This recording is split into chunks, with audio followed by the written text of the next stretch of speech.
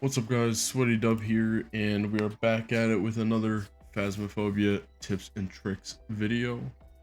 So I've been doing a lot of guides in the past, so I figured for this one I'd do a couple just intermediate to pro level, even for beginners, but more focused on the intermediate and pro level Phasmophobia players. Just some tips and tricks to help you improve your Phasmophobia experience and increase your win-loss ratio, you could say. So let's get right into it. So typically, I guess first I'll just say what I bring into the house for my setup usually. So usually I start with the camera, the video camera right here, and then either the and then the notebook, and either the UV light, or sometimes the thermometer, or I believe that is that's the spirit box. So video camera, notebook, UV light, or spirit box, basically. I find that it is a very good setup because, let's say I go into the house right now and I have the camera. It makes it it's a much more efficient approach because you have night vision. You can see ghost orbs with the video camera, so it kind of takes away the need for a flashlight, which is of course very beneficial because, you know, a flashlight takes up space and you can only have 3 items.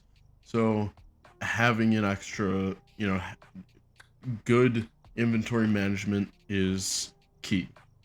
So now let's get on with the tips. So first is understanding evidence.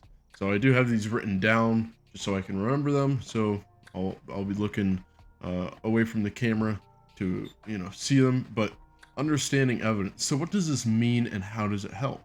So in order to understand, you know, the mechanics of Phasmophobia and how you can really maximize your potential in your hunts, is to understand the evidence. And what I mean by that is learn how to point out and to find ghost, you know, evidence, ghost patterns, anything that can help you, you know, identify the ghost. So like ghost orbs, you know, finding a good approach to Phasmophobia, to entering the house.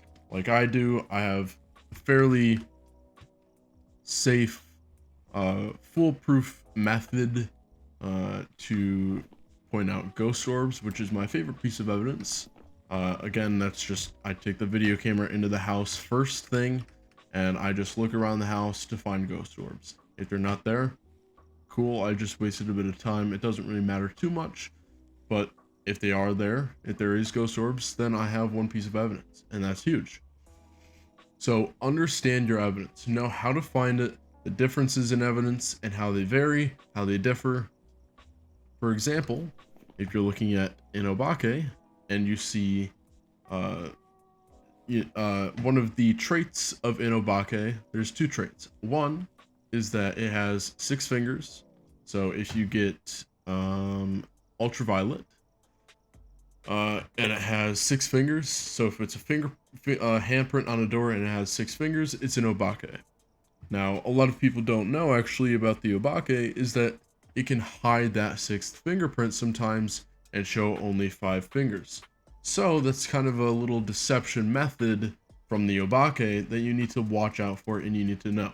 So that's just one example of how you should know your evidence, and you should know how it differs, how it changes, and the variation of evidence. Next tip is team communication. So there's a lot of solo players, so this doesn't 100% apply to you guys, but tip for solo players, write stuff down. A lot of stuff is gained, a lot of good information is gained from writing stuff down. it helps your memory, it helps just about it. Writing stuff down helps with just about everything. Now, team communication. So use your microphone or your in-game chat to communicate with your team and let them know exactly what you're finding, what patterns you're seeing in the ghost's movement, in the ghost's, if they're throwing a whole bunch of stuff during their hunts, the ghost interactions, the ghost speed, and pieces of evidence you find, so you can so you can together really narrow down the type of ghost it is as fast as possible if you're with a squad of teammates. Now, third tip is equipment management. So this kind of goes into what I was talking about earlier towards the start of the video when I was talking about inventory management and how it's useful. So equipment management, let's say you find the ghost room, you set everything up. I'm not going to go in there because I don't have a light on in my room, so it gets real dark. But let's say you have everything set up, okay, and you're not getting anything. And for a while, actually this happens to me a lot. It still does. It used to a lot more, but it still does. I'll just put I'll put some equipment in the ghost room, and I'll just kind of wait around for something to happen. And then nothing happens, and it kind of fries my brain. I get a little bit confused, and I get kind of lazy. So that's when equipment management really comes into play and really can be handy. So you need to make sure at all times that you're maximizing the efficiency, effectiveness, and the optimal way of your equipment and how you're using it, where you're placing it, how you're placing it, what you're placing. Everything needs to be accounted for, because that just makes the game so much faster and easier without really taking away the effect of Phasmophobia. So equipment management, know how to use your stuff, know how make sure your team, communicate with your team, because there's a lot of stuff to grab here. I can't do it all by myself. I can only carry 3 things. But if I have a team of 3 more people, that's 9 more things that can be grabbed. So, there's a lot of stuff, but if you have a team, communicate. Communication is key. So fixes pretty much any solution or any problem. Tip number 4 is sanity management. So yeah, you need to keep a close eye on your sanity, on your team sanity, because there's some different ghosts that hunt earlier than others based on the sanity. Some ghosts that take a little bit longer based on the sanity. A lot of information can be revealed based off of your team's sanity and your sanity alone, but especially the team sanity. So sanity is lost by essentially being in a dark space. So going in the house and sitting in a closet or something, or in the open in the dark, is dangerous. Okay, it lowers your space. There's not a whole lot of benefits to it, but or your sanity. There's not a whole lot of benefits to that, to sitting in a dark corner or whatever. But like I said, there's a lot of information that can be revealed and found through sanity. So manage your sanity. If it gets too low, the ghost is going to start attacking a whole bunch. I would recommend taking some, I believe this is actually like holy water or something. They changed it. It used to be sanity pills, but I would recommend taking whatever sanity, improvement equipment you have, because I only have the first level stuff. I haven't played the new update a lot, but yeah. So go tip 4, sanity management. Tip number 5 is objective completion. So part of Phasmophobia is, of course, making money, which, as you can see, I haven't done a great job of since the new update. I only have level 1 stuff. And so in Phasmophobia, you get, if you go to the overview, or also you can look over here, there is objectives that you can complete, and they give you extra money. Now, there are some hidden kind of objectives where you essentially take photos of things, and if you go over here to photos, they'll show up here. I believe the highest rating for a picture you can get is 5. I believe it's 3. But basically you can take pictures of things like there's a bone, skeleton, or a ghost bone that you can take a picture of, and then you pick it up. It'll give you money. So those are some things that you can do to get extra money, and then completing all these objectives and the ones in the overview will get you a whole bunch of money, and they can get you extra information that's going to help you within your rounds. So tip 5, objective completion. Work on it.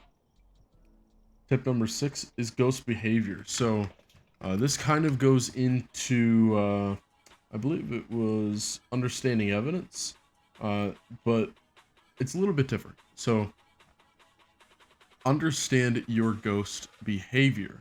Understand the behaviors of all the ghosts so you can effectively discern, you know, is this a yokai? Is this a spirit? Is it a deogen? For example, some ghosts have, I'm going to skip this. I'm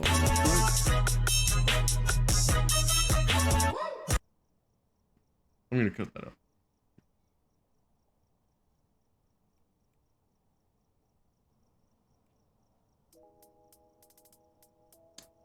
For example, some ghosts have, you know, different speed, different patterns in their hunts and their interactions, and even in their evidence. They can have different patterns and different interactions, lots of variation between the ghosts. So know your ghosts and know the ghost behavior, because, for example, where is it? A demon. It's much more aggressive than pretty much every other ghost.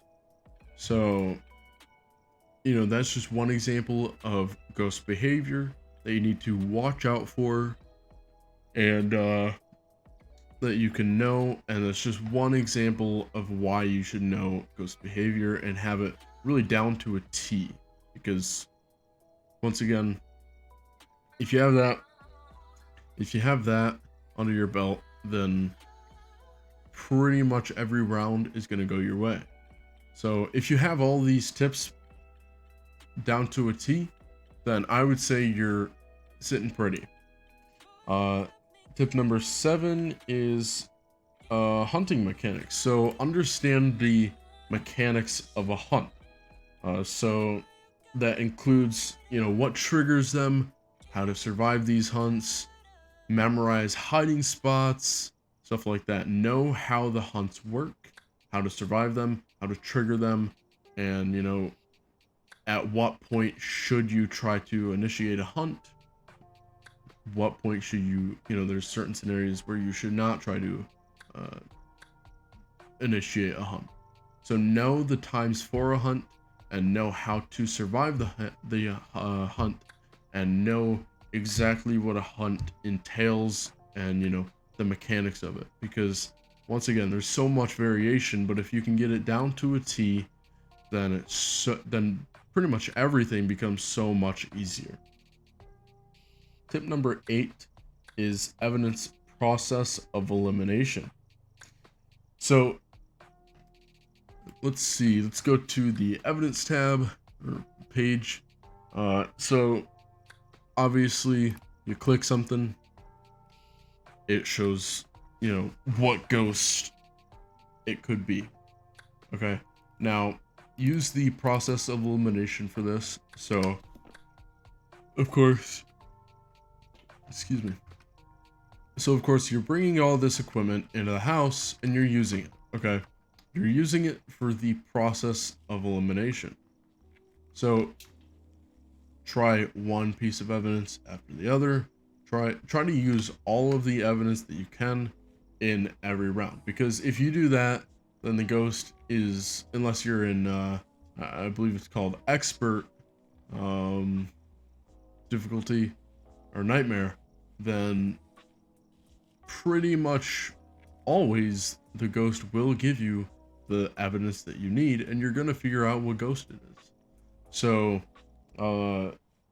use the evidence to create a process of elimination kind of thing.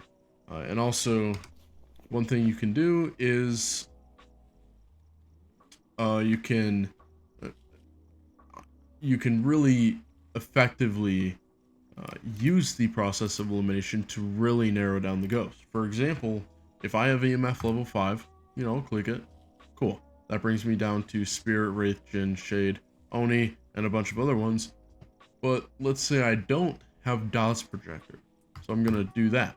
Well, now that just eliminated like three ghosts. Now if I don't have ghost writing, that just eliminated like 3 more ghosts. So use that to help you narrow down the ghost as much as possible and as effectively as possible. Now, let's see, tip number 9 is map knowledge. So one thing I always do, I don't really put it out, but one thing I always do is actually, you guys are seeing it right now. You might have noticed I have increased speed. I'm pretty fast. I'm a speedy little boy.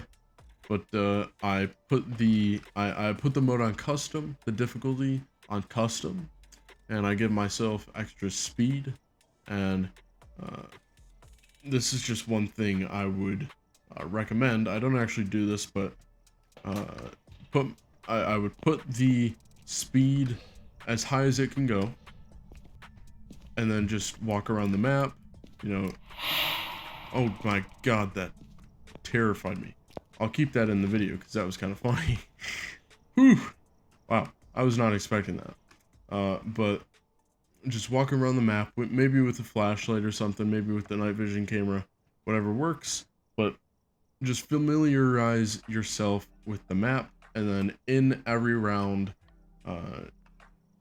find what hiding spots are available, which ones aren't, and just familiarize yourself with the map in the round that you're currently in and before the round. Tip number 10 and final tip is continued learning. So if you don't continue to learn and keep up on the changes and the enhanced, or not enhanced, but the newer, I guess you could call it, information that is revealed or found, if you don't keep up on that, then you're naturally at a disadvantage.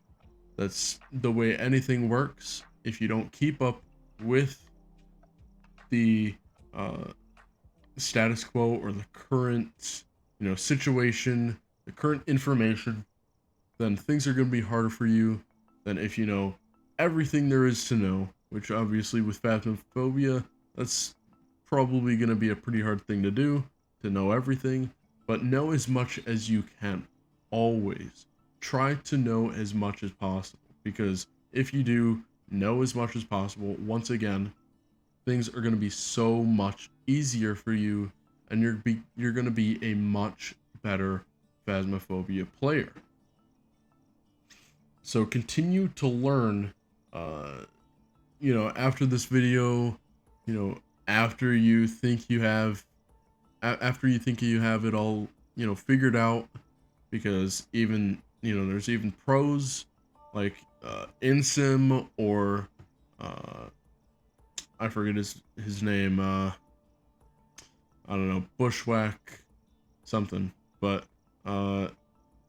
there's professional players that, they play this game a lot, and there's stuff that even they don't know. So always continue to learn. no matter, what you know currently, what you think you know, whether you think it's, whether you think you have everything under your belt and you're a professional, always learn. Continue to learn and, search for new patterns, new information, stuff like that. And I can promise you that if you take these tips and you work on all of them and you try to get them down to a T, I know that's difficult, but if you work on getting these tips as, as down as you can, as well as you can, I can promise you that your Phasmophobia game is going to be a lot stronger. And, show it to your friends, they're going to be impressed.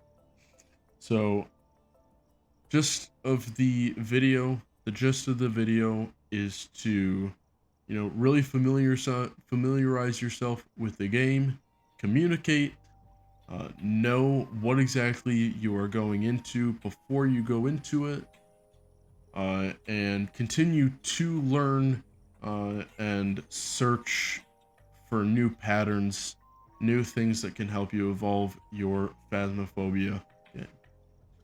So, I hope you guys have enjoyed. I hope you guys learned something. If you did, hit that like and subscribe button. Maybe turn the notification bell on. Greatly appreciated. But yeah, drop a subscription. I hope you guys enjoyed, and I hope I provided some good tips and tricks for you guys to help evolve and upgrade your Phasmophobia game to another level. If I did and you would like to see another video like this, put it in the comments. I'm always looking for video ideas, as I am really bad at, being creative. So I would love some help in the comments. So if you enjoyed, like and subscribe. I hope to see you next time. Thank you. I hope this helps. Yeah.